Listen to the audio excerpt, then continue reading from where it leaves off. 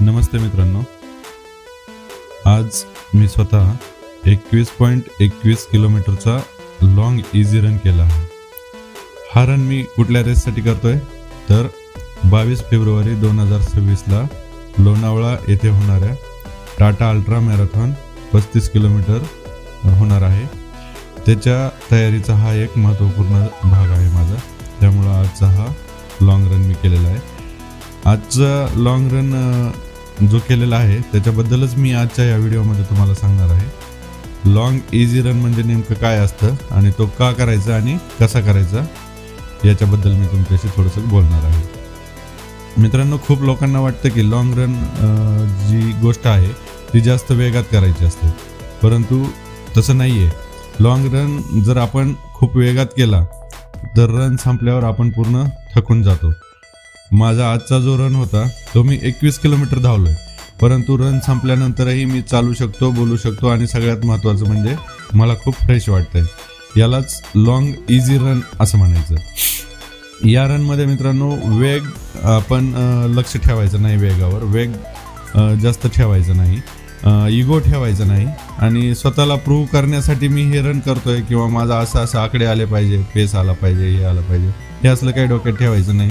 Long easy run करताना पेस एकदम हळूहळू आणि कम्फर्टेबल ठेवायचा. जास्त वेळ धावणं हे ह्या लॉंग रनचं प्रमुख उद्दिष्ट असतं.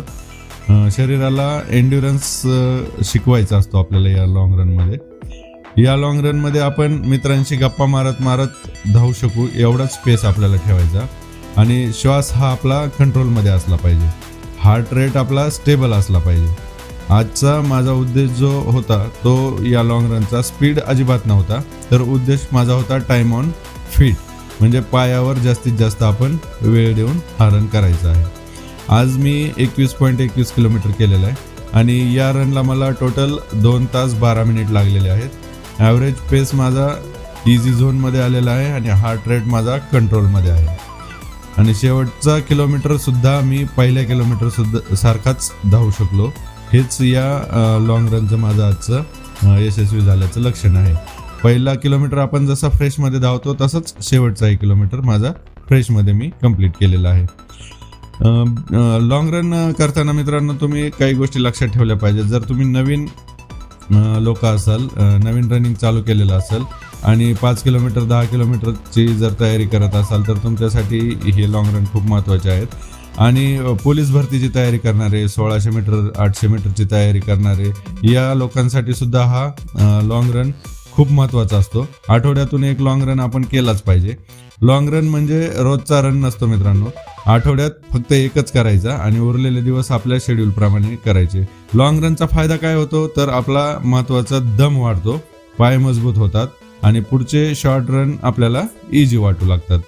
याच्यामध्ये एक खूप महत्त्वाची गोष्ट असते की लॉंग रन कधीही आपण रेस सारखा नाही करायचा. रेसमध्ये तुम्हाला जसं धावायचं आहे तसं तुम्ही लॉंग रन नाही धावायचा कधीच. आणि आकडे येण्यासाठी, पेस येण्यासाठी स्ट्रावा, गार्मिन वगैरे याच्यावर मित्रांना वगैरे दाखवण्यासाठी, सोशल मीडियावर पोस्ट करण्यासाठी चांगले आकडे यावेत म्हणून काही जण फास्ट करतात, परंतु ते चुकीचं आहे. लॉंग रन करताना मन नेहमी शांत ठेवायचं आणि मन शांत ठेवतो जसं आपण तसेच आपले पायसुद्धा शांत ठेवायचे. लय आपण स्पीडमध्ये पळायचं नाही. मी सध्या 35 किलोमीटर अल्ट्रा मॅरेथॉनसाठी तयारी करतोय आणि कुठलीही आपण जी तयारी करतोय, जेवढ्या किलोमीटरची ती रेस आहे, जेवढी किलोमीटरची आपण तयारी करतोय तेवढ्याच्या अर्धा किंवा त्याच्यापेक्षा थोडासा जास्त डिस्टन्स हा आपला लॉंग रनचा डिस्टन्स असला पाहिजे. माझा टाटा अल्ट्रा मॅरेथॉनचा 35 किलोमीटरची मी तयारी करतोय. त्यासाठी माझा लॉंग रन हा 18 ते 22 किलोमीटरचा होता. हा ट्रेनिंगचा एक फाउंडेशन असतो आणि अल्ट्रा हे जिंकायला स्पीड नाही लागत तर सहनशक्ती लागते. त्यामुळे मी आज 21 किलोमीटर लॉंग रन इझीमध्ये केलेला आहे. रनिंग म्हणजे मित्रांनो स्वतःला त्रास देणं नसते, रनिंग म्हणजे स्वतःला समजून घेणं असते. त्यामुळे कधी हळू धावायचं, पण फक्त एवढंच करायचं की लॉंग रनमध्ये थांबायचं नाही, धावत राहायचं हळूहळू का होईना.